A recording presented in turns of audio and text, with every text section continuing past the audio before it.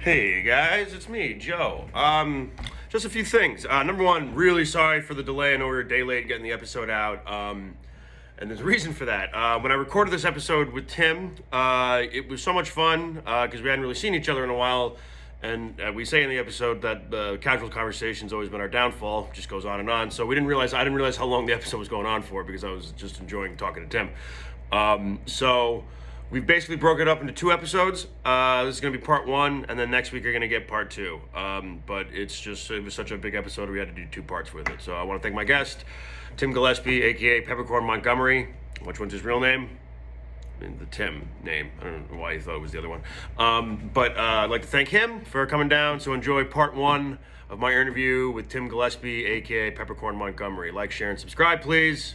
I'm going to go back to work now because I probably should be working. Bye. Hey, welcome to Millennial Stoner. As always, I am the Millennial Stoner. I am Joe Winchell. What's up? Same intro every time. This episode is sponsored by Wonder Bread. It is a delicious weed that I have just smoked. Everybody, if you find any Wonder Bread out there, go for it. Always that weird sponsor. My guest today is a little bit of a blast from the past for me. I used to do a podcast called Peppercorn's Paranormal Movie Shack. And we reviewed film. This is going a couple of years back and everything. We did it in my buddy's basement, the house he lived in. And he's here today, the co-host of that show. Tim Gillespie, a.k.a. Peppercorn Montgomery. It's great to be here, Joe. Thanks, man. Thanks for coming on. Sure, no problem. It's like a little reunion for us. I know. We haven't recorded a podcast together in ages. You also forgot we're also on Nerdgasm together. Oh, sure, we did Nerdgasm. Yes. That was more of like a radio internet thing. I don't know what the hell it was. I don't know what it is either. Every time I know. I just showed up. There were cameras. There were microphones. I don't know what they It's did all with the material. Yeah. I just every time pictures come up with that, I just go, oh yeah. Remember that time where we did that podcast for a whole year? Yeah, for a whole year we did that. Yeah. By the way, shout out Dave Campfield. I know he listens to the show. We love you. We did that show with Dave Campfield. That's right. Yeah, And we did originally that. Jerry Horror. Yeah, we did it with Jerry Horror originally, who also listens. Hi, Jerry. Shout out to you. Yeah, so we used to. That's kind of the first time I started doing this stuff was with you and stuff like that. So I think it's really awesome to have you on and everything. Sure. And in true tradition, I do plan to talk about. I don't think we can ever not talk about movies every time I fucking hang out with you. It's basically all we do. Our I whole know. cornerstone of our relationship. Yeah. So, but it is one of my favorite things. But all that aside, really, I do have a little thing that we talked about that we're going to do a little bit later in the show. But I would be remiss if I didn't bring up the fact that James Caan literally just passed away today. Yeah. Yeah, real shame. 82 years young. Yeah, 80. It's not the oldest. Like a lot of guys been dying at like 90, and you're like, so Yeah. it seems younger. Wow. Seeming young at 82. Yes. Storied career. I Yeah. mean, come on. He was in The Godfather. What else there to Yeah. say? I mean, The Godfather, Undercover Grandpa. He's done all the best. Yeah, I was saying before when we were bullshitting before we started, we should just talk about his later career movies. Like, the weird. Yes. you were- Everything he did after Elf. Yeah, because that was like his last. Elf was like his last like big mainstream sort of hit, right? Where he had a major, I think he popped up here and there in other movies in smaller roles and Yeah. stuff like that. But I think that was where he played a major part in the movie that I really can remember. Yeah. I think he did a few other things where he had like Of course, guest appearances. like you said, he was the Godfather, which is. He was best Sonny films Corleone. Yes. Did you see the show they made about the making of the Godfather, The Offer? No, I haven't seen it yet. I watched it. I liked it. It's romanticized, but yeah. in enough where because that era of filmmaking was so crazy, some of that stuff you look up, you're like, can't possibly be true, and you're like, oh god damn it was. Like Yeah. there's some stuff they do. The guy they get to play Carlos, fucking spot on. Like the guy, but it's not just the guy playing Carlos. The guy playing the actor who's playing Carlo. But they do a lot of fun stuff. The guy that get to play the young Pacino is pretty good and everything. Miles Teller is good. The story is good. The best character is Robert Evans. Right. Yeah. cocaine-filled producer from the 70s. Who was playing Robert Evans? I don't know who he is, but it just looks like Robert Evans. Like he's got the voice down. He's got that.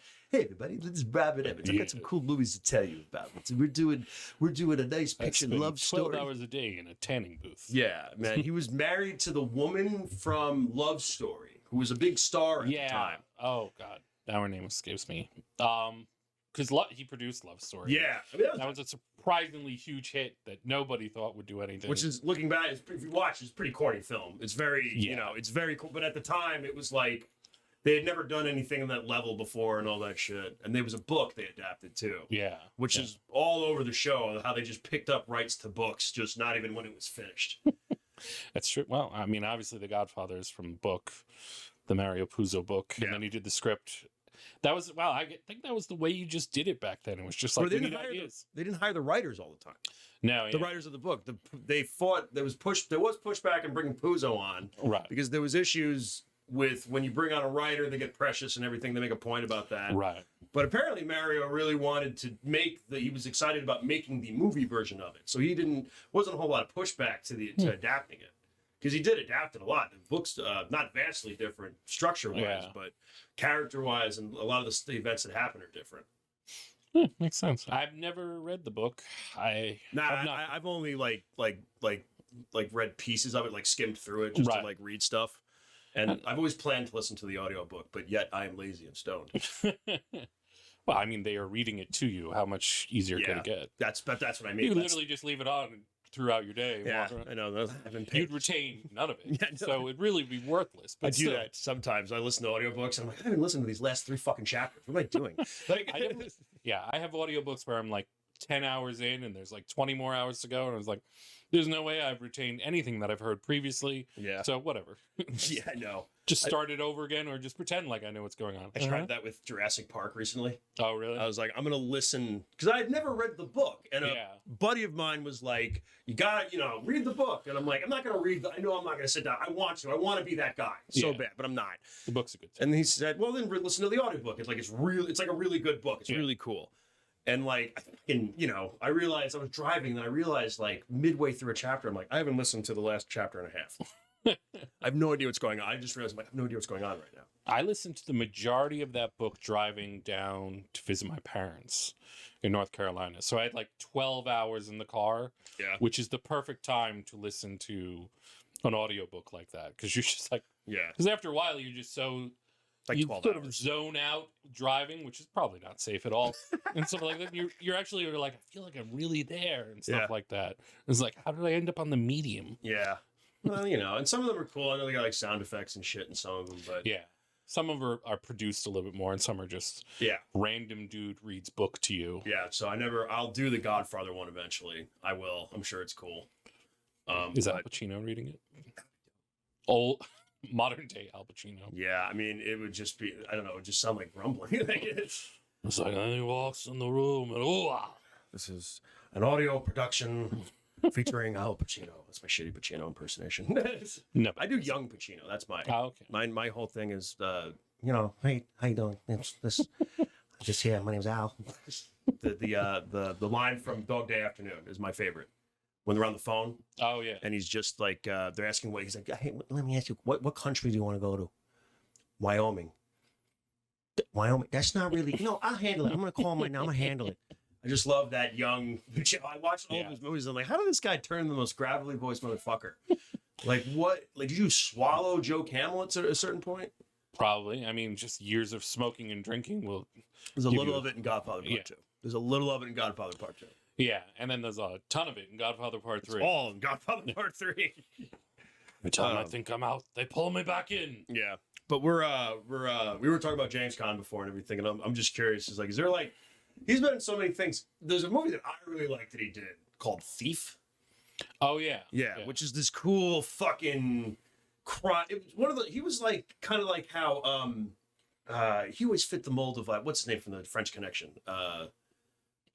Gene Hackman? Yeah, he always felt like a Hackman, you know, he was like but he was like the cooler version of Gene Hackman. Yeah. Gene Hackman was the tough guy, played the tough guy very well. He kind of had an ugly fucking face. Yeah, Gene Hackman had that. He was a character actor who could play leading men type Yeah, thing. because he had Whereas James presence. Caan, yeah, because James Caan was a straight up good looking dude. He was, wasn't but he leading had men. that cool factor. Yeah. And he was a powerhouse, really. Yeah. Like, you know, like... And he was perfect for playing anyone in New York. Oh, yeah. Yeah. You could throw him in any... He fit every role of that shit. It's amazing, because I think originally they wanted Warren Beatty to play... This was one of the... For The Godfather? For The Godfather, to play Sonny. They wanted Nicholson to play the Don at one point. I know that was talked about, which is... interesting. I mean, He's been so that's the young, thing. though. What's that? Jack Nicholson? Maybe it was Michael, but he was in talks for somebody. I believe it. Michael... I mean, Jack was the king in the 70s. Oh. Not that he's not the king now, but he's a bit on the retired side. But yeah, he is retired. I think he's Yeah. done. But even now, I'm like, yeah, that's probably like a look at a career. I mean, there was a man that killed it, came into his own beginning in the '70s with fucking Easy Rider. right. You know, blew the doors off with his performance, and then like after that, he was the most hireable man in Hollywood. And then once he was in like Chinatown, I mean, he was just purely bankable. Yeah. And of course, there's the stuff he did with Kubrick and stuff, you know. Yeah, I mean, Things yeah, beyond that. because it showed he had range. Yeah. You know, that he was, even though a lot of people say, like, but isn't that just a Jack Nicholson performance? But I've always said, I'm like, doesn't it take effort to get to be that kind of an actor where it's like, well, that's a Jack Nicholson performance? I'm like, yeah, because it, you know. If there was an actual person like Jack Nicholson's character from any of his movies in a room that you were in, you would either be immediately drawn to them or terrified of them. Oh, absolutely. Probably both. I mean, that's what he brings to a role, you know, that level of intensity and stuff like that, and just natural character and charisma. He was a heavy, you know, like in Hollywood and everything. Like, that's why, like, especially in the 80s, like when you look at the roles he did in the 80s, it's like crazy, you know what I mean? He just, you're right, he was the fucking king. So it's almost interesting to be like, I understand Jack's not fucking Italian at all, you know. So it's like he's Irish, you know. So it's. I don't think Brando. Well, is Brando Italian? I think Brando was like part Italian, or was this? Yeah, you know, Marlon Brando. I think he's got some. I don't know. I mean, the last name Brando sounds. I'm pretty sure he's got some. I don't think he was Sicilian or something. I'm gonna be honest. If you grew up in New York, you could play Italian. Yeah, you know. I mean, I'm from Long Island. I've been trying to do this as a joke. I've talked about this with you too. Yeah. Of the whole idea, it's just like I'm like most. You've said this. Like most people. I'm from Long Island. Like most people, I was raised Italian, Exactly. which is true. It doesn't matter. Like if you could be any ethnicity. You'll talk at least for a little bit with that twang. With the Italian twang. As soon as you get into bad mood, you're like, "What the fuck is this? Yeah. Jesus fucking Christ! Come on! You Can't get a decent slice of pizza around here." Aren't you Irish? Mostly, yeah. Yeah, mostly actually. What is you? I'm Scandinavian actually. Tell the family secret. My grandmother was Dutch. Yeah, but everybody. Colin Quinn talks about that in some of his stuff. Oh, everyone's like a eclectic mix of everything. But in the end, you're just a New Yorker. Yeah, well, that's what Colin Quinn did. He did have you ever seen it? It's called Netflix. It's a Netflix special called New York Story. Oh, yeah. I think we watched it. I think I watched that with you. And it's still one of my favorite fucking stand-ups ever because it's still one of the things he says where he talks about how the water was so polluted in New York and everything like that. He's like, oh, you know, the time when all the immigrants it was very dirty, grime in the streets and the water was so polluted people couldn't drink water. They had to drink beer. Who's going to live there? Well, the Irish. It's just just when Hell's Kitchen was nothing but the Irish. When it was just a kitchen. Yeah, you know. So that James Caan leads to everything. But he's like I said, he was one of those guys like Hackman, but he had that cool fact. He was that leading man quality. The role of Sonny Corleone put him over the roof. I always heard this weird story about him in The Godfather, where he got so. You ever know that scene where he beats up Carlo in The Godfather? Oh yeah. You know he throws that thing and hits him in the back of the head. Yeah. I always read and I heard this somewhere that he had gotten so worked up. He was an intense actor and everything. He was getting worked up in the car and everything, and he just. Right before he just grabbed this like stick that one of the grips had left in the car, and that's what he tossed at him. And I've never heard anything credence to it, but like no one ever talks about the fact that he just tosses this fucking thing at his head. And I read somewhere that he just got worked up and threw it. You know, I wouldn't be surprised. greatest fake punch in the history of cinema. One of the greatest films ever made, and I still can't believe that Coppola's eye was just like, that's the shot to use. Well, that's a great shot because it's just that wide angle from way back over the railing where he just lets the whole thing play out and stuff like that. It's a long take. Yeah. And an era where they weren't did that. But the difference is, you know, as opposed to like the Goodfellas long take of entering the restaurant, where the camera moves along with them, which is amazing, or the opening of, you know, Touch of Evil type thing where it starts with just a long pan in. It's interesting. Yeah, it's stuff like this. That one, they just set the camera and just let it all, just the whole thing happen. So it would be almost impossible to make those. It was probably the best version of that fight. Because So they're also on you couldn't a call budget. cut and move the camera so you could hide the Phantom Punch or anything else like that. They didn't have a whole lot of time to shoot this movie either. And stuff. That's what's amazing to me is that for much as a big success and it's considered a prestige piece and everything, like one thing I don't think they knew how to market it. I know there was issues when the movie was coming out. They didn't know how to market it, but they didn't have a whole lot of time. No, you know, so they were doing X amount of time, and they had to fuck off to Italy to go to Sicily at one point. Which the studio wanted them to cut that desperately, apparently. Well, I mean, back then, especially they were dealing with substantially less money compared to nowadays, where they just like a dump truck of money pour on these movies. Well, the industry's changed so much. That's I think You probably wouldn't get a Godfather movie. No, I don't know. They made House of Gucci. I don't know if they compare. I didn't see it. Neither did I. I didn't want to. And I'm a fan of Lady Gaga and everything that she does and all of her endeavors and everything like that. But it's just like, I have no interest in this. Would hear just the most. That was like that Phantom Thread movie with fucking Daniel Day-Lewis. Everybody was like, gotta go see it, and I'm like, this movie's kind of boring. Like, I don't care. He learned how to sew for 9 months, and I'm like, I don't know if that really helped at the end of the day. The overall film, the script, they didn't help the script. Every once in a while, there's movies like that where I'm just like, this is brilliant. I never want to watch it again. Yeah, like this is brilliant. What time is it now? It's like Requiem for a Dream. Well, it's an amazing. I don't want to watch that movie ever again for different reasons. Because that movie's like, wow, this is really effective. I feel terrible. Yeah. I was like, I don't want to live. I don't want to be a part of a society anymore. Is there a movie like that though, where it's like, this is amazing, I'll never watch it again? Oh, geez. Yeah. I'm sure if I really think about it, there's a couple that come to mind. But there's definitely movies I'm just like, this is a really good movie. But I'll probably, like, I recently saw The Northman, which was I wanted to see it. It was great. Yeah. Okay. And stuff. It's a fantastic movie. If I was in a situation where someone was like, you want me to put The Northman in? I'd be like, sure, I'll watch it again. But I can't see myself ever buying the DVD or putting it in. On Amazon, being like, I'm going to sit down and watch The Northman again tonight. Yeah. Right. Like someone would like, was that a good movie? I'd be like, oh, it's an excellent film. Definitely check it out. Do you want to watch it again? Nah. Yeah. It's weird. It's like, it's fine. That's not a judgment against it. I feel like some movies rewatchability rely on their, and actually this is fun. This ties into what we're going to do in a little bit later.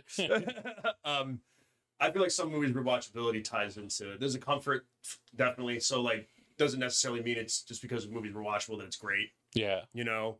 But on the flip side of it, many of my rewatchable movies are terrible. Yeah, mine are too. Some of them, but like, there's some that I'm like, no, this is a good movie. Like there's no way. Like, I'm a big Ghostbusters fan. I'm just like, I know this is a good movie. Oh yeah, Ghostbusters are good, and you can rewatch it 1,000 times. Yeah, and you always laugh at it and everything like absolutely. That. You know, but there's other films that I watch. Watch Joe versus the Volcano constantly. That movie's not good. No, it's not good. The least. Yeah. But it's early Tom Hanks, and it's raw Tom Hanks. It's early Meg Ryan, and it's the first Tom Hanks Meg Ryan movie.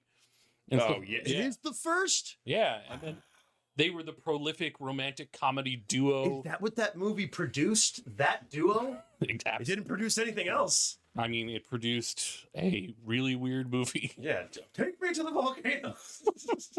I think that was one of Joe Dante's last films, or the last time anyone gave him real money to produce a film. Which is a shame, because I love Joe Dante. He's got some great movies. And great ideas, man. Yeah. Never forget. I mean, that's my thing. Like, there's some... Because I love horror movies. And actually, me and your brother Mike usually have a lot to talk about that shit. But, like, there are some movies that I watch that I love They're not good movies. Oh no, They're awful, but I love them. You know, like they're absolutely amazing. There's some that skate this great line because they did something for the genre. That's the interesting thing about horror.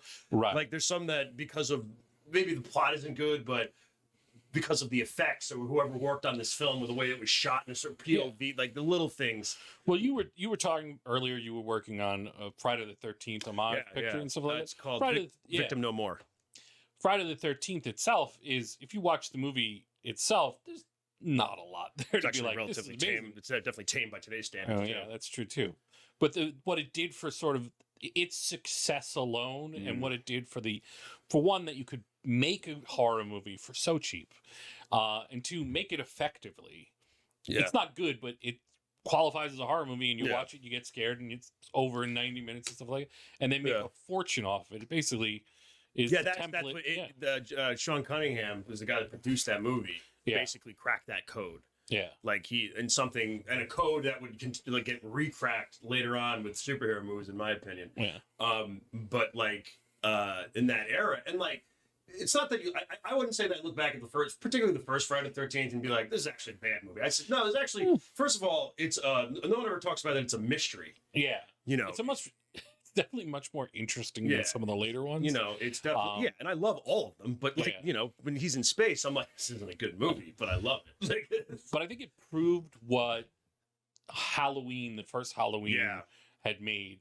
They're like they made this small, cheap horror movie, and it made a ton of money. Yeah, and then like Friday the 13th came out right after, and was clearly 81 or 82, I think that a couple years later, and it proved that model work, which opened the door for basically opened the door for all of Wes Craven's career. The slasher, which basically really started with Halloween. Yeah, but it was really exemplified with how much of a hit Friday the 13th. I don't know, you might get some real hardcore people who are like, well, isn't it really Black Christmas that started it? Whatever, dude. I smoke weed and I watch movies. What do you want? Come at me, bro. Black Christmas, directed by Bob Clark, who also directed A Christmas Story. Also directed, he did 3 fucking movies. Porky's. Porky's was the other one. But he did the seminal Christmas movie, arguably one of the first ever slasher films, and the beginning of the teen sex comedy. We owe all of film to Bob weirdly, Clark. Don't we owe a lot to fucking Bob Clark? We do. I've talked about this with Not Canfield. enough people are talking about Bob Clark these days. I've talked about this with some of my director friends. I'm being like, is he just one of these dudes that's just like later on, like there'll be a statue of Bob Clark? Yeah. And everybody will be like, nobody ever appreciated the Bob Clark Museum now stands here. Like, oh, you like Coppola? I guess. But have you seen Bob Clark's films? He was a genre director. Yeah. No, he absolutely was. You know, and luckily he was pretty good at making genre stuff, especially for the era it was in, you know? Yeah. Yeah, it's good. I'm glad you know that fact, for I love Bob Clark. I live with a horror aficionado. It's got to run off. I mean, I'm a film aficionado, so you have to have a certain level of understanding and appreciation of horror. Yeah. But then having the expert that, like, literally, I came home from work on Tuesday night, and he was watching John Carpenter's Prince of Darkness. Oh man, good movie. I've never seen that movie. Is intense to walk halfway in on. Yeah. What the hell is going on here? Oh, that's Donald Pleasance, and of course. Oh my God, and the whole idea, which is a lot of the same characters from Big Trouble in Little China in that movie, which is great. They got eggs in that movie too. Yes, one of my favorite characters. Man, I gotta get Mike out. I'm just talking about fucking horror movies all the time. Probably what you need 2 hours at least. 5. No, but like, if there's enough weed, he'll stay the whole time. Yeah, there is. Those movies that I love to watch, even though they're bad.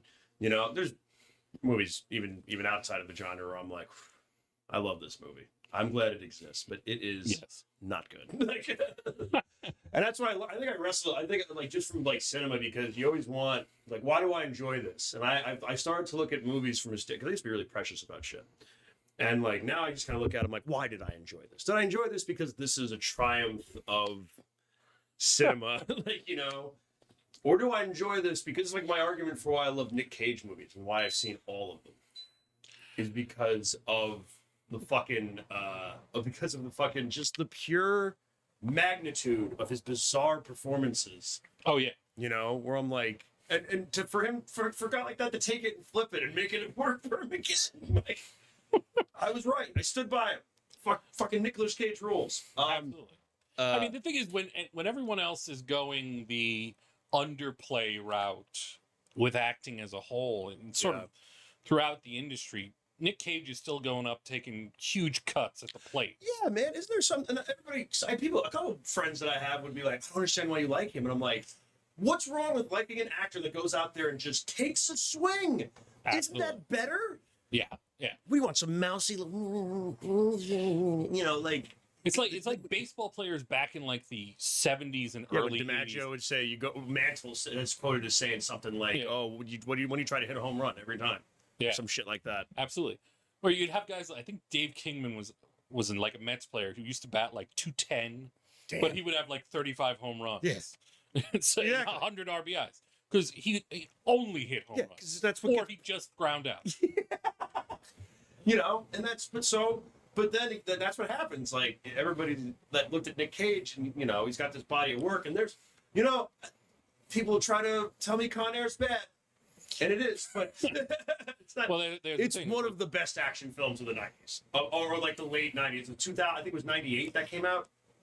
That was... it was late 90s, early 2000s. I'm going to say 98 sounds about right. Because The Rock was the previous year, which was like movie. 97. Wow. Yeah, that's definitely one of the best action movies of the 90s. Oh, yeah. Easily. Con Air? What concept? What cast? Well, that was the thing. You have a great cast and stuff, and then just literally just go full balls to the wall. With some memorable lines, too. Like, it's so... John Malkovich plays... How he didn't get cast as Lex Luthor after that is beyond me. Maybe he just didn't want to, or they never made. No, the property was dead. They never made a Superman movie in the period. Well, you can make one now, but yeah, there were so many. It's like what does he say to fucking that's Michael Clark Duncan? No, it's Ving Rhames. It's Ving Rhames. Yeah. It's Ving Rhames. It's the Diamond Dog. And fucking Nicolas Cage just goes, I'm wondering what a guy like you is doing with a bald head skinhead guy like this, because he was like a black extremist, like a Black Panther extremist, right. And he just goes at him. He goes, means to an end, my white friend. Danny Trejo is the terrible rapist guy. Oh, Jesus Christ! And then I'm gonna be Johnny 24. Like, I'm gonna be Johnny 25 after this. Dude, I had a thing I wanted to bring up with you. Actually, it's funny. It's actually Trejo is the exact reason I wanted to bring this up. I was watching U.S. Marshals the other day. Oh God, yes. Right, and I was watching, and I realized that there's guys we used to see in the background. Danny Trejo used to be one of these guys, and he kind of molded his own. He used to be like the standard henchman villain dude, but he was like part of like that union. Like, there's a couple guys who still stand out. And there's that one Asian guy. I don't know the actor's name. He's in Die Hard. He's in Die Hard. Fu Manchu, like, he's in Lethal Weapon. Yes. He's in Delta Force. He's in Delta Force. He's always a henchman. Always a henchman. He's always... There's also the guy, I think he's a Hispanic guy, and he's got he steals the candy bar. Yes, he does. He's got that shot where he's got the Uzi and he just looks down the fucking candy bar. Which I'm sure was him fucking around, and then they're just like, no, leave that in. Yeah, no, it's great. This is what's going to make this movie, McTiernan directed that, so he was definitely like, it was cigar in mouth being like, it's great. I love it. Crunch bar. But like, there's another guy though, he was in... U.S. Marshals, he sits next to Wesley Snipes in the plane before the plane crashes. I've seen that movie once ages ago. I love that movie. That's a movie that's bad, but it's great. Because it's U.S. Marshals. It's The Fugitive is great, but it's The Fugitive on like action movie steroids. It's Tommy Lee Jones and Joey Pantoliano. Yeah, but a lot of the guys, they were all in The Fugitive. They were crew from there. Gerard. And then they added Robert Downey Jr. Yep. Mid-period Robert Downey Jr. Who turns out to be the bad guy in it. Spoilers, man. It's for a movie that movie came out, I think. Spoilers. Chris is going to yell at me in a minute from the back. 96, whatever the fuck. But it was, I was watching that, and there's that guy that's next to him is what? 98. Great era for 90s film, apparently.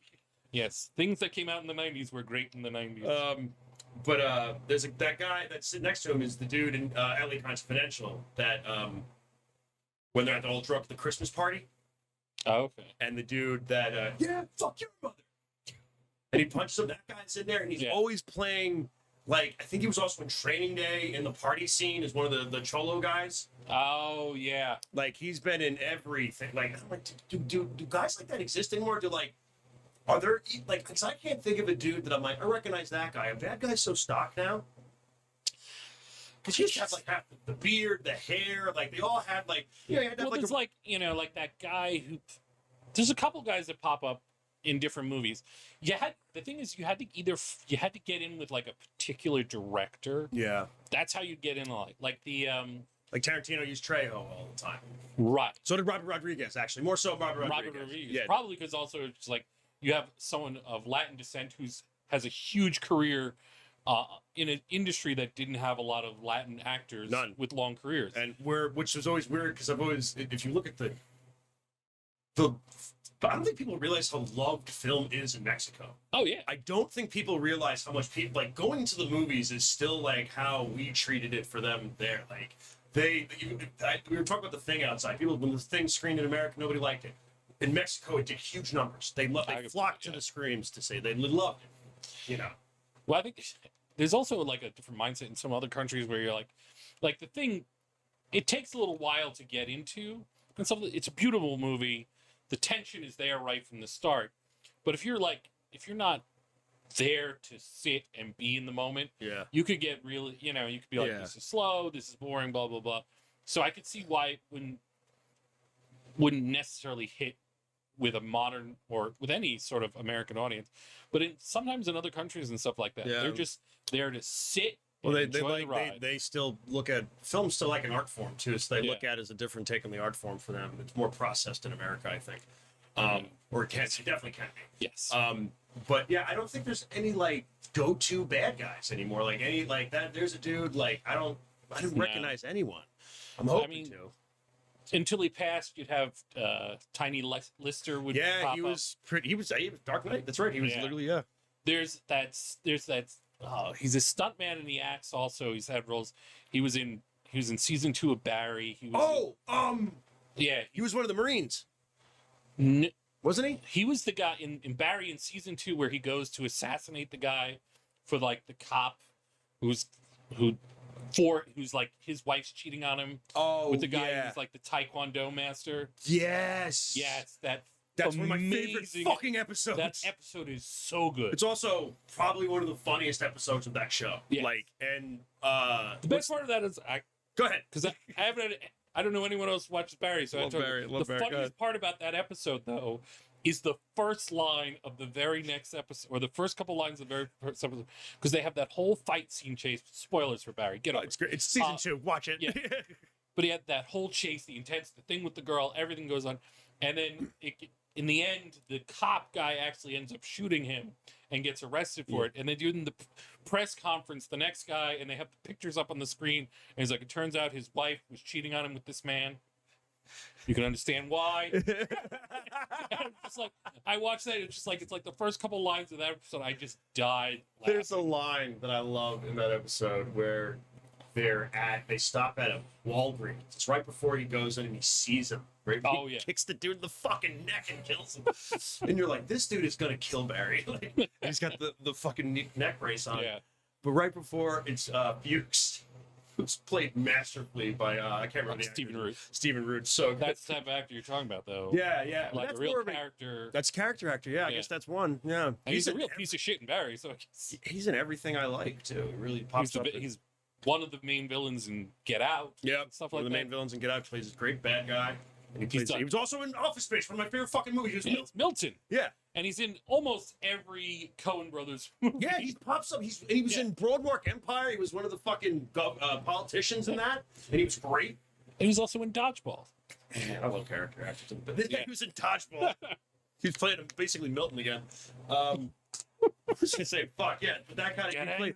But he has this line where he goes to Barry. Barry's all fucked up. He's sitting in the bucket. And he's just over it. He's done with all this shit. Bill Hader's sitting in the front seat, and he just goes, just please hurry up. Please, I need bandages. He goes, right, bandages. He just goes, he's like, you want anything? I think I'm gonna grab a Red Bull or something like that. Please get me bandages. Oh man, it's great. Working with Stephen Root must be a fucking pisser. Well, shout out character actors. Love your stuff, man. So I have something that with the half-hour mark, this would be perfect. So, like I said, we used to do a podcast together, man. We reviewed movies and everything. Which you can still hear on iTunes. Yes, it's still on Peppercorn's iTunes. Movie Shack. Peppercorn's Movie Shack. Check it out. Give it some views. We didn't have paranormal in there. I remember Paranormal Poker Shack was a title you threw around at one point. That was an original title, the Paranormal Poker Shack. Yeah. You're good at titles. Which was a joke because we stole it from The Simpsons. Yeah. About Homer's poker shack in the swamp. She know about my poker. She knows. She knows. Which, if the show has never gone to that location, it has missed an opportunity. Yeah, that's true.